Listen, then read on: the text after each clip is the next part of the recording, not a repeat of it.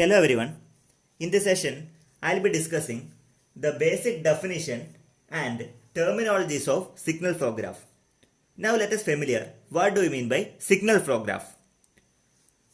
The graphical representation of the variable of a set of linear algebraic equations representing the system is known as signal flow graph representation. It is one of the graphical representation of a control system. We already discussed about block diagram approach. This is another approach of control system. Signal flow graph depicts, or we can say that signal flow graph explains the flow of signals from one point of the system to another and gives the relationship between the signals. You are able to calculate the relation between output and input. You can calculate the transfer function of a given system by using signal flow graph. Signal flow graph was developed by one of the scientists, S.J. Mason. So one of the popular formula, it is namely Mason-Gain formula. You will be learning Mason-Gain formula. By using Mason-Gain formula, you can able to calculate the transfer function of the given system. Now let's move on different terminologies of signal flow graph. To understand the concept of signal flow graph, we must familiar different terminologies such as node, branch, forward path, loop, etc. First and foremost thing, let us familiar what do we mean by a node. A node is a point representing a variable or a signal. So we represent node by using a dot. You can represent by using a dot, or else you can represent by using a small circle. Both are feasible option, either dot or circle. So it represents a variable or signal. The second terminology is branch. What do we mean by branch in a signal flow graph? A branch is directed line segment joining of two nodes. We can observe these are the two nodes, node 1 and node 2. So branch will be joining these two nodes. Similarly, you can observe an arrow here. This is actually arrow. This arrow represents the direction of signal. That means the arrow on the branch indicates the direction of signal flow. So we can say that signal flow direction will be from this direction to this direction. I mean, this is actually towards right. As you can observe in the diagram, the direction of signal flow towards right. Signal flow only in one direction. We can say that the signal flow will be having only in one direction, either right direction or left direction, or up direction or down direction. So we can confirm that the signal flow will be taken place only in one direction. Similarly, a signal flow graph consists of a network in which nodes are connected by a direct branches. That's a peculiarity of the signal flow graph. Okay. Now let's have a brief discussion on the third terminology, transmittance, or you can call gain. So what do we mean by gain or transmittance in a signal flow graph? The gain acquired by the signal when it travels from one node to another is called transmittance. The transmittance can be real or complex. So we can say that these are the two nodes, x1 and x2. These are the two nodes. You can mark x1 and x2 here. So the G1, you can mark G1. G1 will represent it as gain or transmittance. This is actually the first node and this will be the second node. So how we can calculate gain? Take the ratio between x2 and x1. So x2 by x1 obviously it is equal to G1. So G1 is known as gain or transmittance. Now let's discuss the fourth parameter, that is input node. What do we mean by input node? Let us define input node. It is a node that has only outgoing branches. So you can consider this is one of the node. This node is having only outgoing branches. These are the outgoing branches. You can observe the path which I am going to draw. So this is one outgoing branch. This is another outgoing branch. This will be another outgoing branch. So we can say that it is a node that has only outgoing branches. So this type of node is known as input node. Input node can be called as source. It is also known as source node, or you can call source. What do we mean by output node? This is a fifth parameter. It is a node which has only incoming branches. So these are the incoming branches. You can observe incoming branch 2, incoming branch 3. So these are the incoming branches. This is one of the node. So this node is generally known as output node. Output node can be called as sink node or generally sink. We call sink. Sixth parameter, mixed node. What do you mean by mixed node? It is a node that has both incoming and outgoing branches. You can underline incoming and outgoing branches. See, so this is one of the example of signal flow graph. A, B, C, minus D, all are representing transmittance or gain. So where is the position of mixed node? See, these are the mixed node. This is mixed node 1 and this will be mixed node 2. So let us justify, is this a mixed node? Yes, I can say that. What are the incoming nodes? These are the incoming nodes. See, these are the incoming nodes. What is the outgoing node? This is outgoing node. So obviously I can say that this node which I marked 1, this will be a mixed node. Now let us discuss on the other side. Let me mark this node as 2. Whether second node is outgoing node, is the second node is outgoing node or is it a sink node? Let us have a discussion. See, how many incoming branches? These are the incoming branches. Only one incoming branch. Okay, these are the incoming branch. What are the outgoing branch? These are the outgoing branch. These are the outgoing branch. Obviously, we can say that the second node, which I marked over here, which I marked over the signal flow graph, that is basically a mixed node. So, mixed node is having both incoming and outgoing branches. Now, what do we mean by path? Let us define path. Path is a continuous unidirectional succession of branches along which number of nodes passed not more than once. That means path is a continuous unidirectional succession of branches along which number of nodes is passed or we can call crossed more than once. So it can be redefined as a traversal of connected branches in the direction of branch arrows. Traversal is nothing but across. So we can say that there are different paths. Basically there are 3 types of paths are available. So we can classify the paths. First one is open path, the second one is closed path and third one is forward path. Now let us explain the word meaning of path with the help of these 3 classifications. Now let me move on. Open path. What do you mean by open path? An open path starts at a node and ends at another node. See, this is one of the example of open path. An open path that starts at a node. See, it will be starting from this node and ending to another node. So this path is known as open path. Starting from one node and ending will be in another node. This type of path is known as open path. Now let's have a discussion on the second classification, that is closed path. A closed path starts and ends at the same node. See, the starting will be from this node. This is a starting node. We can say that the signal that will be starting from this node and it will be reaching from the same node.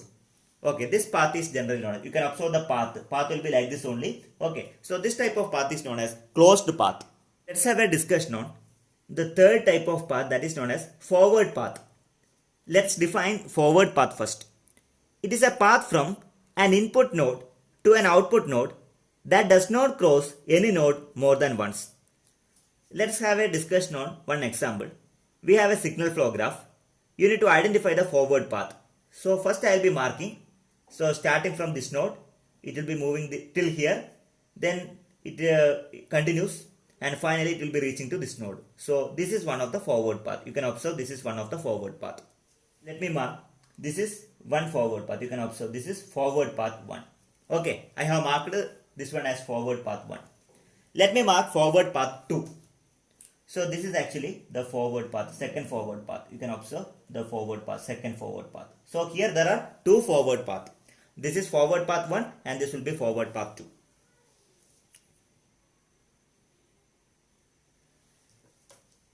Now I will be proceeding with forward path gain. This is most important thing which is required for solving the problem related to signal flow graph. So both are very important. What do you mean by forward path? What is forward path gain? All the things are very important whenever you are solving a problem. Now let us define forward path gain. It is the product of the branch transmittance of a forward path. The transmittance is nothing but gain. Now let's have a discussion with the help of an example. Consider a signal flow graph. I need to identify the forward path. So let me mark the first forward path. This is actually the first forward path. I will be marking like this. This is first forward path. And I would like to mark the second forward path. So this will be the second forward path. You can observe this will be the second forward path. There are two forward paths. I would like to calculate individual forward path gain. So let it be F1 is the first forward path gain. F1. I will be marking F1 is the first forward path gain. So what do we mean by gain? Gain is nothing but it is a transmittance. Now what you can do? You have to multiply individual gain. So first forward path will be from here to here. So A into B into C. That is denoted by A, B, C. You have to multiply each and individual gain. Then you are getting A into B into C. That is actually the first forward path. Let's discuss the second forward path gain. I will be representing F2. How to calculate the second forward path gain? First you identify where is the second forward path. This is actually the second forward path. So you have to multiply these two gain, A into D. So that will be the forward path gain of the second forward path. So this is the way how to calculate forward path gain. First you need to identify what is for forward path. You have to figure out where is the forward path. Later you can multiply the gain and you are able to calculate forward path gain. Now let's discuss about individual loop. What do you mean by individual loop? It can be defined as it is a closed path starting from a node and after passing through a certain part of a graph arrives at the same node without crossing any node more than once. So this type of loop is known as individual loop. So this is one of the signal flow graph. Now you have to identify where is individual loop or self loop. You can call individual loop as self loop also. So this is actually the individual loop. You can observe this is an individual loop. See. So this is an individual loop. You can observe this will be the individual loop. Starting from one node and ending to the same node. That is actually creating one special loop. It is also known as self loop. Now let us discuss about feedback loop. What do you mean by a feedback loop? You can verify the feedback loop from the particular signal flow graph which I have shown here. So this type of loop is known as feedback loop. A feedback loop is shown above diagram. In the above diagram, a feedback loop that contains of only one node is called self loop or individual loop. You can redefine individual loop or self loop with the help of feedback loop. Feedback loop we already verified with the help of diagram. So you can define self loop or individual loop with the help of feedback loop.